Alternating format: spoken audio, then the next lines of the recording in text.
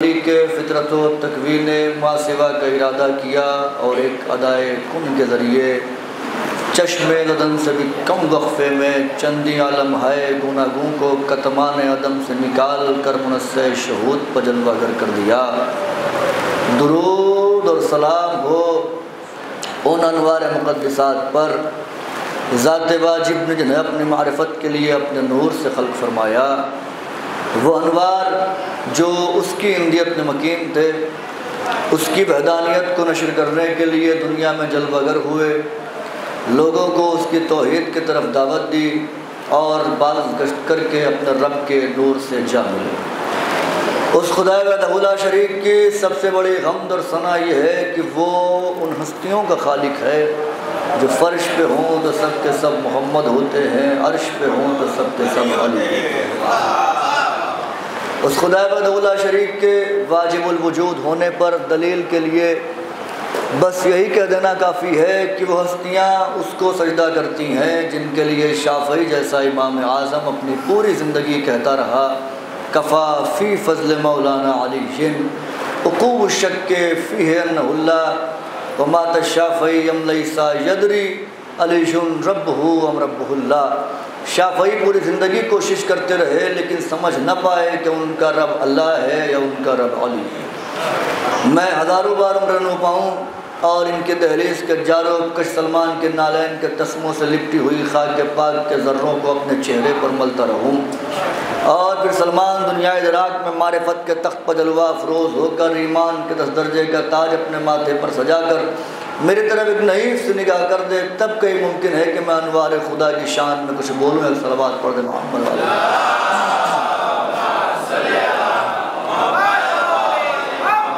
बरदरान अज़ीज़, बुजुर्गान मोहतरम, ये मजलिसें हमारी ज़िंदगी की ज़ामिन हैं, हमारी बका का ज़रिया हैं। ये मजलिसें हैं तो हम जिंदा हैं।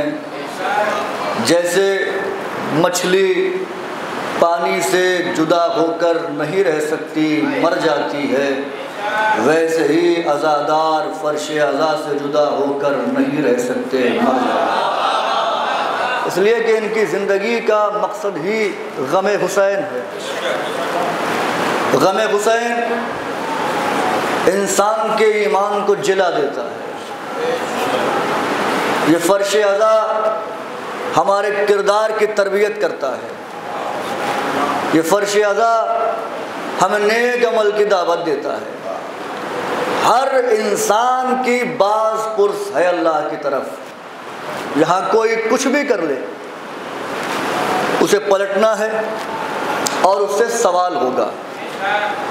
कोई भी इंसान अपने आप को ये न समझे कि मैं जो चाहूँ कर लूँ, कोई देखने वाला नहीं है। इसलिए कि अल्लाह ने इन दो कांधों पर दो फरिश्तों को रखा है, किरामन कातिबीन, जो लिखते हैं। एक का काम है नेकियों को महफूज करना, नेकियां लिखना। एक का काम है बुराइयां लिखना। जब कोई इंसान बुराई करे, गुनाह करे तो उसे तहरीर कर लेना। अल्लाह ने दो फरिश्तों को मुअय्यन किया है हर इंसान पर। उसे कलम और रजिस्टर दे दिया है कि तुम महफूज करते जाना ये क्या क्या कर रहा है। नेकियां करेगा इंसान तो दाहिने कंधे वाला फरिश्ता उसकी नेकियों को महफूज कर लेगा। बुराई करेगा तो बाएं कंधे वाला उसकी बुराई को तहरीर कर लेगा। यानी रोज़े महशर कोई ये नहीं कह सकता कि मालिक मेरे इस गुनाह का गवाह कौन है। एक गवाह अल्लाह ने रख दिया है। नेकी में और गुनाह में, यानी जो नेकी का फरिश्ता है और गुनाह का फरिश्ता, जो गुनाह लिखने वाला फरिश्ता है, वो उन दोनों की ड्यूटी क्या है। जब कोई इंसान, ये करम है खुदा का। क्यों? इसलिए कि आप खुदा के करीम हुसैन का गम मनाने के लिए आए। इसलिए हुसैन के करीम खुदा का करम आपके साथ है। ये फरिश्ता जो दाएं जानिब है, अगर कोई इंसान सिर्फ इरादा करे कि मैं किसी भूखे को खाना खिलाऊंगा और फिर वो खिला न पाए, उसके पास इंतजाम न हो पाए, अल्लाह कहता है तू इसकी नेकी को लिख ले कि इसने खिलाया। अभी खिलाया नहीं, लेकिन अल्लाह ने कहा लिख ले। किसी यतीम की मदद करने का इरादा किया, कोशिश की, लेकिन एहतमाम न हो पाया, हम मदद न कर पाए। फरिश्तों को हुक्म हुआ कि इसकी नेकी लिखो, इसलिए कि इसके इरादे में था, असबाब मुहैया नहीं हुए, वरना ये नेकी कर लेता। नेकी करने से पहले नेकी लिखी जा रही है। नेकी करने से पहले नेकी लिखी जा रही है। लेकिन जब कोई चाहने वाला मौला का गुनाह की तरफ जाता है, फरिश्ता कलम उठाता है कि लिखूं, आवाज़ कुदरत आती है अभी ठहरो, अभी इसने गुनाह का इरादा किया है, गुनाह किया नहीं है। ये फर्क है नेकी में और गुनाह में। नेकी का इरादा किया तहरीर, गुनाह का इरादा किया का नहीं लिखना। गुनाह के इरादे से घर से निकल पड़ा, मालिक अब लिख लूं, अब तो निकल पड़ा है, नहीं, अभी भी ना लिखना। हो सकता है इसके जाते हुए कदम टहल जाए, ये रुक जाए, गुनाह ना करे, नहीं लिखता फरिश्ता। वो मंजिले गुनाह तक पहुंच जाता है। अब फरिश्ता कहता है लिख लो परवरदिगार, आवाज़ कुदरत आती है नहीं, शायद अभी पलट आए। कितनी छूट दी जा रही है, शायद अभी पलट आए। जब वो गुनाह कर लेता है, फिर अल्लाह कहता है चलो एक गुनाह लिख लो। ये दो फरिश्ते हैं। जब ये नेकी लिखता है तो ये कुछ नहीं करता, ये फारिग बैठा रहता है। जब ये गुनाह लिखता है तो ये नेकी वाला फारिग रहता है। कोई ऐसा लम्हा नहीं आता कि ये दोनों मसरूफ हों। ये मसरूफ है तो ये फारिग है तो ये मसरूफ। नेकी लिखने वाला नेकियां लिख रहा है तो गुनाह लिखने वाला बैठा हुआ है। गुनाह लिखने वाला गुनाह लिख रहा है तो नेकियां लिखने वाला बैठा है। कभी ऐसा नहीं होता कि ये दोनों फरिश्ते एक साथ मसरूफ हो जाएं। वाहिद एक ही मकाम है, मजलिस हुसैन, जहां ये भी मसरूफ है, ये भी मसरूफ है। इसको हुक्म होता है नेकियां लिखो, इससे हुक्म होता है गुनाह मिटा के चले जाओ।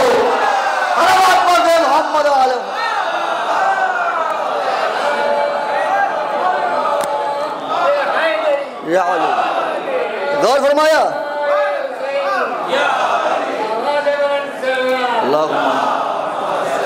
मजलिस हुसैन में जब मातमदार आता है, दाहिने कंधे वाला फरिश्ता नेकियां लिखता है, इधर वाले को हुक्म होता है इसके गुनाहों को मिटाओ, अफो करो। वाहिद यही मकाम है।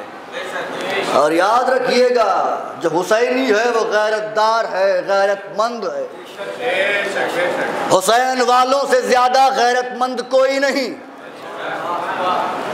जितने अफराद बैठे हुए हैं मैं सबकी बात कर रहा हूँ। इंसान की गैरत अगर जिंदा है, ज़मीर जिंदा है, इंसान भूख से मर जाएगा लेकिन हाथ बढ़ाकर किसी से रोटी नहीं मांगेगा।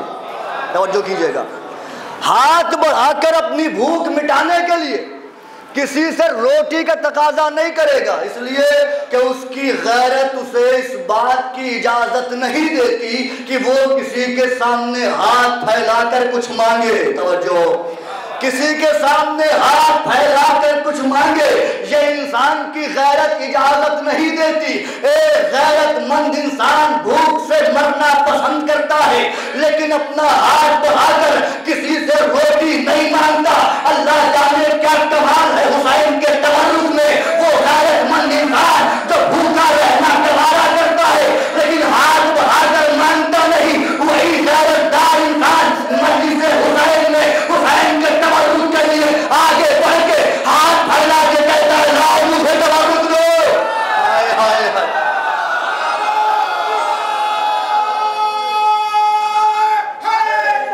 या अली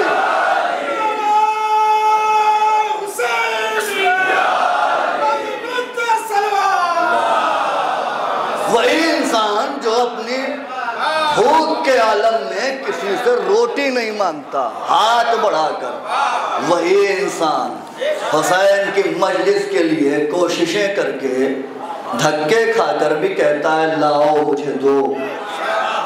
इसलिए कि ये तबर्रुक खाएगा, ये मान कर खाएगा तभी तो गैरतदार बनेगा। ये तबर्रुक हुसैन ही तो गैरतदार बनाएगा। अभी 4 मिसरे हवाले कर रहा हूं। खुद जाने का जमाने में खुदा शाहिद है, खुद जाने का जमाने में खुदा शाहिद है, रास्ता कोई नहीं तुमसे तमस्सुक के सिवा। खुद जाने का जमाने में खुदा शाहिद है, रास्ता कोई नहीं तुमसे तमस्सुक के सिवा। कितने खुददार है शब्बीर तेरे मातमदार, कुछ भी मांगा ना तबर, कुछ भी मांगा नहीं मजलिस के तबर्रुक के सिवा। इतने खुददार हैं, इनकी खुददारी का आलम ये कुछ भी नहीं मांगा, जब भी मांगा तो तबर्रुक हुसैन मांगा। मजलिस हुसैन में आओ ताकि अली समझ में आए। अली इसलिए पढ़ते हैं ताकि नस्लों में अली रहे। मैं बुजुर्गों के लिए कोई बात नहीं पढ़ रहा हूँ, बुजुर्गों से सिर्फ दुआएं चाहता हूँ, उनकी तारीफ चाहता हूँ। नौजवानों के लिए पढ़ रहा हूँ। अली बड़ी मुश्किल से मिलता है, नसब की कसौटी पे परखा जाए इंसान तब अली मिलता है।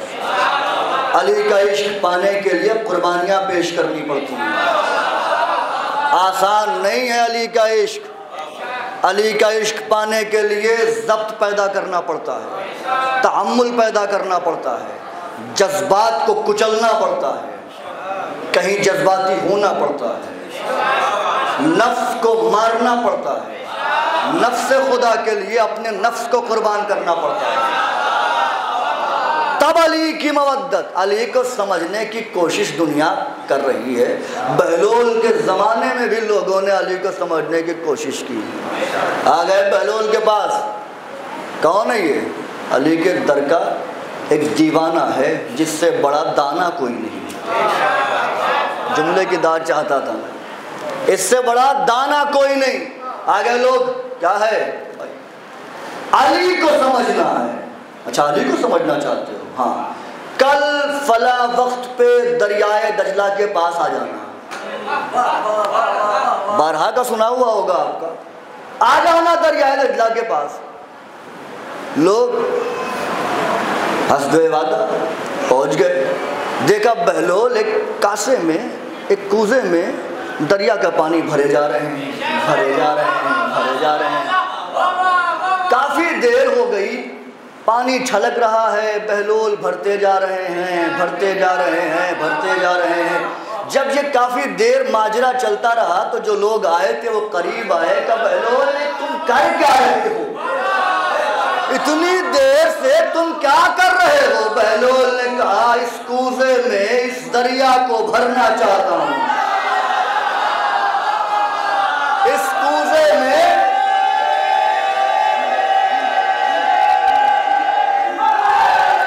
या अली,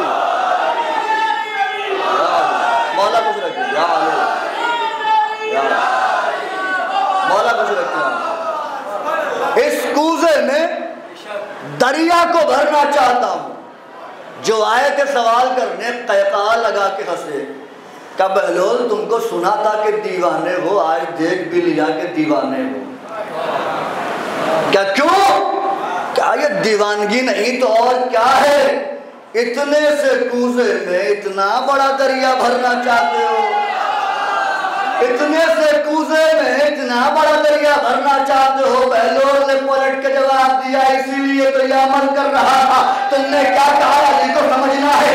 जब मैं इतने बड़े कूजे में इतना बड़ा दरिया नहीं ले सकता, तुम इतनी सी अकल में इतना बड़ा अली कैसे बैठोगे? कैसे समझ में आएगा तुम्हारे अली? इतनी सी अकल,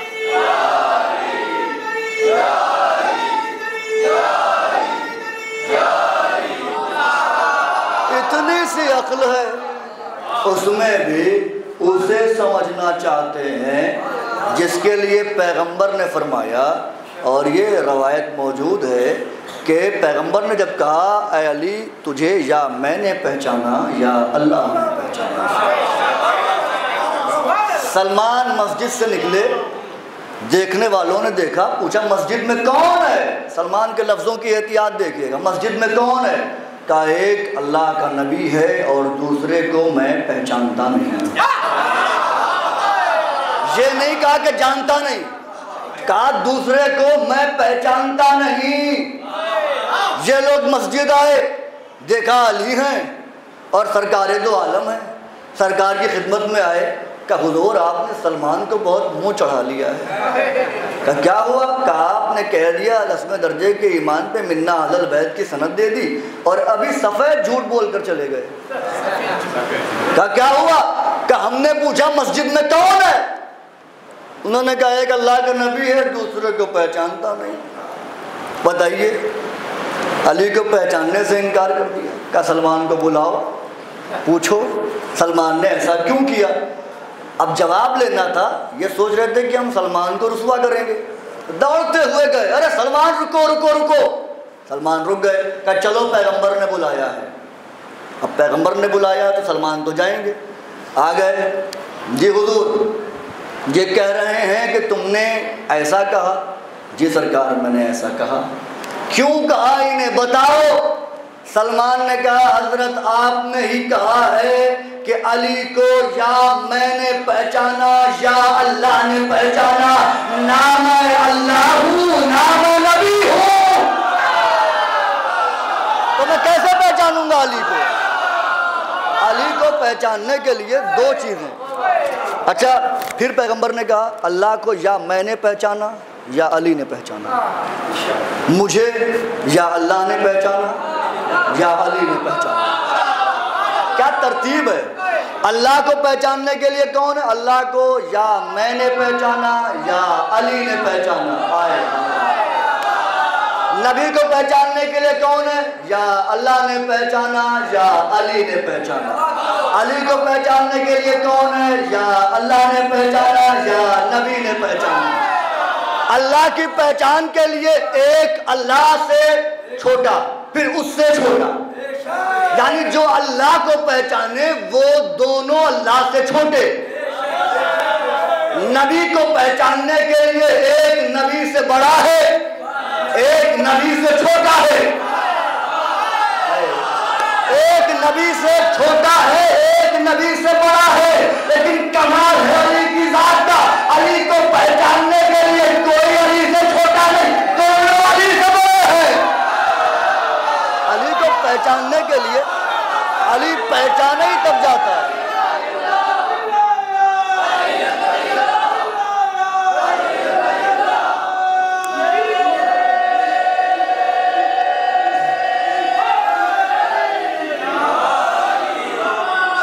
मेरे भाई, मेरे नौजवान दोस्त जितने भी अहबाब बैठे हैं, ये नारा लगा नारे विलायत। जवाब क्या मिला? अलीयुन वलीयुल्लाह। तर्जुमा क्या है इसका? अली अल्लाह के वली हैं। अली अल्लाह के वली हैं। तो जब ये नारा लगा करे, यही नारा तो नुसैरियत की तरदीद है। जब ये नारा लगे तो मिल के जवाब दिया करिए, नारा विलायत अलीयुन वलीयुल्लाह। ये या अली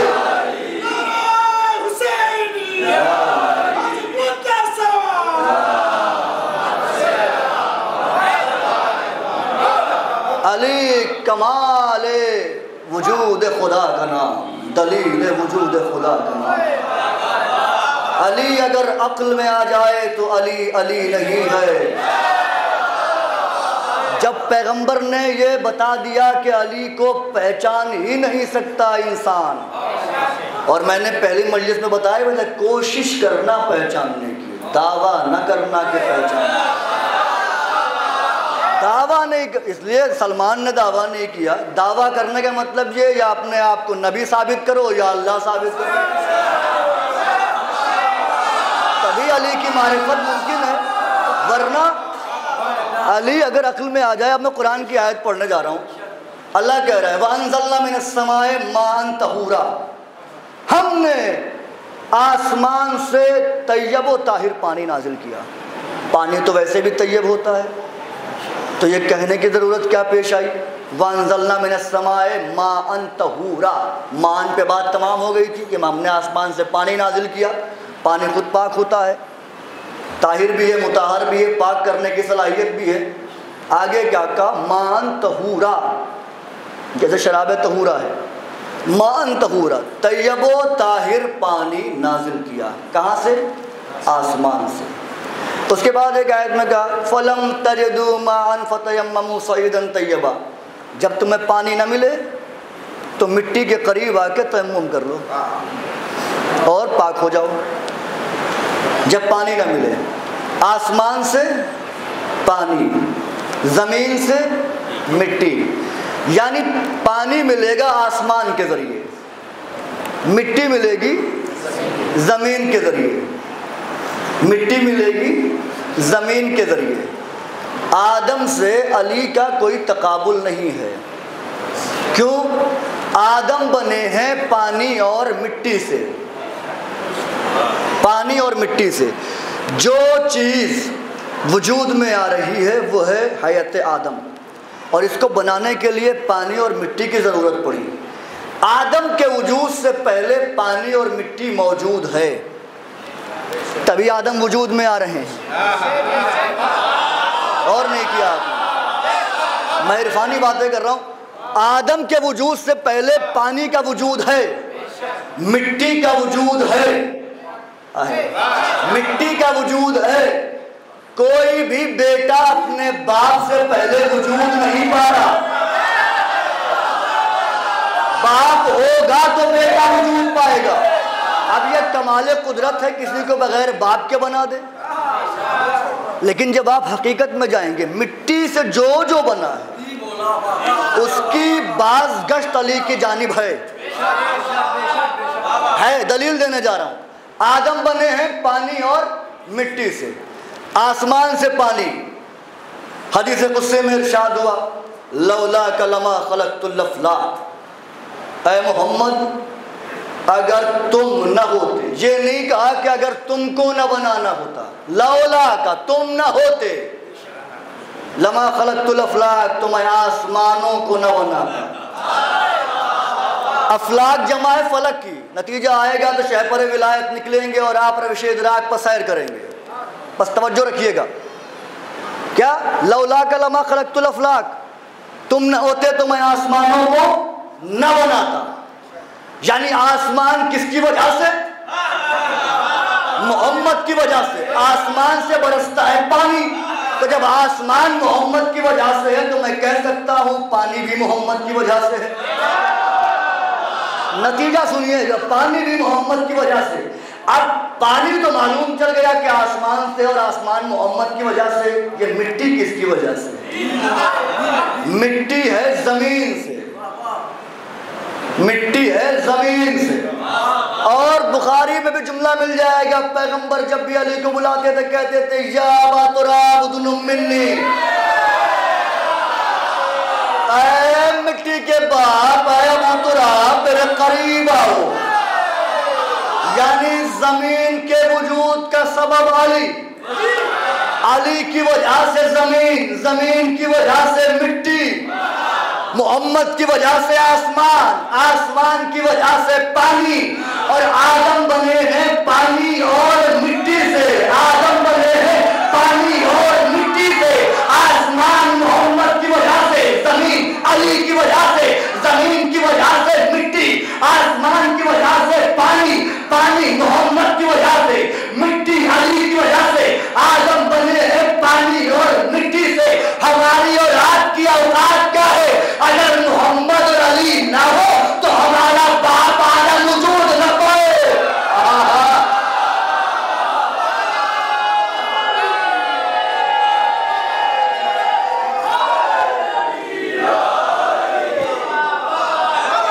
हमारा बाप आदम, अगर मोहम्मद और अली ना हो, हमारा बाप आदम वजूद में ना आए।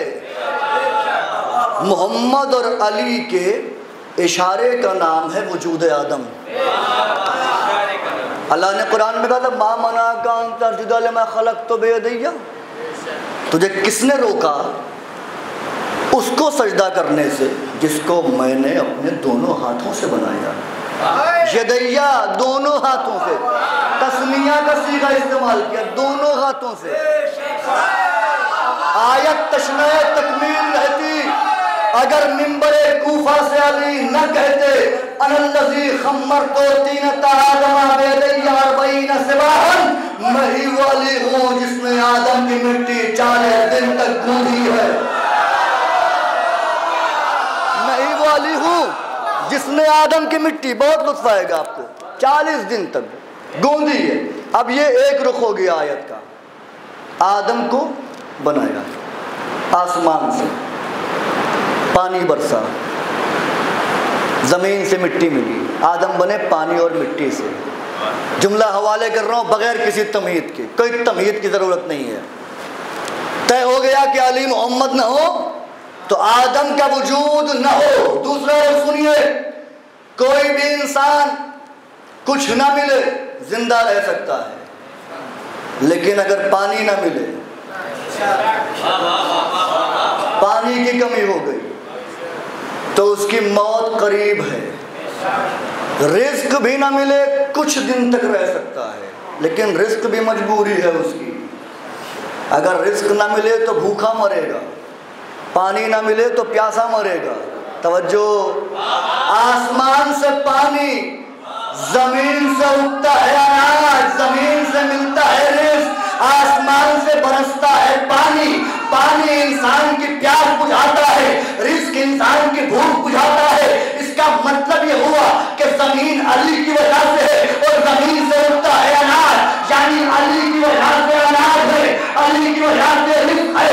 आसमान से बरसता है पानी, यानी जितने लोग पानी पीते हैं वो मोहम्मद की वजह से पीते हैं। तो अब मैं कह सकता हूँ अगर मोहम्मद न हो दुनिया प्यासी मर जाए, अली न हो दुनिया भूखी मर जाए। हर बात पर दे बाबा से बुलंद।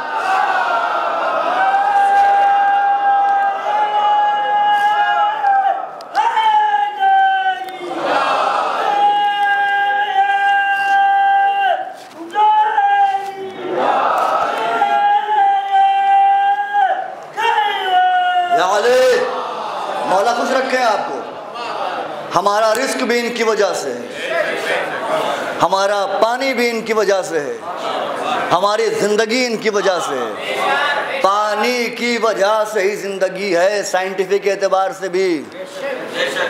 जिस दिन पानी खत्म हो जाएगा जिंदगी खत्म हो जाएगी। पानी, सबीलों पे हम पानी ही पिलाते हैं। आज भी नामे हुसैन पर पानी की शक्ल में जिंदगी बांटते हैं। और क्या आज भी। अब अगली आयत का जुमला सुनिए, अगर तुम्हें पानी न मिले, फलम तजदु महान, अगर तुम्हें पानी न मिले, फतयम्ममु सईदन तैयबा, तो तुम मिट्टी के पास आके तयम्मुम कर लो। उधर से मुराद मोहम्मद थे, इधर से मुराद अली। तो जिसको तज़किया नफ्स करना है वो मोहम्मद तक जाए। तो जो मोहम्मद तक गए उन्होंने तज़किया नफ्स किया। जब मोहम्मद ना मिले तो क्या करे इंसान? आयत ने बता दिया फलम तजदु मान, जब तुम्हें पानी ना मिले, यानी जब मोहम्मद ना मिले तो अबू तुराब की चौखट पे आके अपने नफ्स को पार कर लेना।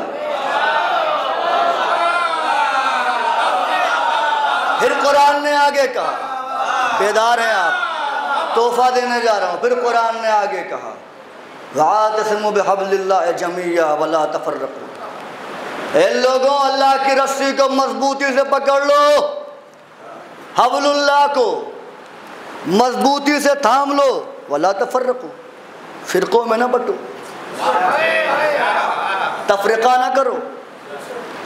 इसका मतलब यह है कि अगर हमें फिरका वारियत से बचना है, एक होना है, तो कुरान ने बता दिया है कि एक होने का एक ही रास्ता है कि हब्लुल्लाह को थाम लो।